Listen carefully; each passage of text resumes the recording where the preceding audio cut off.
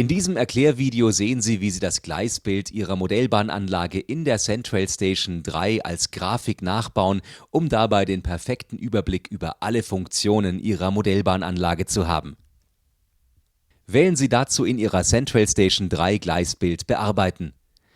Die Signale und Weichen, die Sie bereits eingerichtet haben, sind bereits im Gleisbild enthalten und können jetzt hier angeordnet werden. Tippen Sie mit dem Finger zum Beispiel auf eine Weiche und ändern Sie den Winkel, mit dem die Weiche in Ihrem Gleisbild erscheinen soll.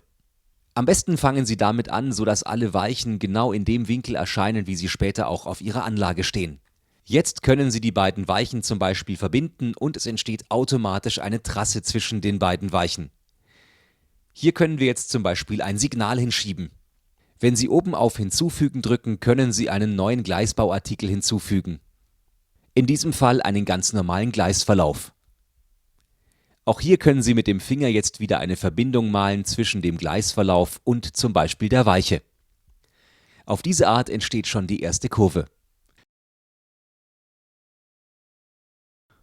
Das machen wir auch mit dem zweiten Gleis im Bahnhof.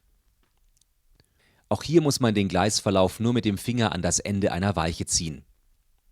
Die Neigung Ihrer Kurven können Sie mit dem Abstand einfach verändern. Jetzt fehlt noch unser Abstellgleis, auch hier brauchen wir noch einen Gleisverlauf, den wir einfach mit dem Finger verbinden.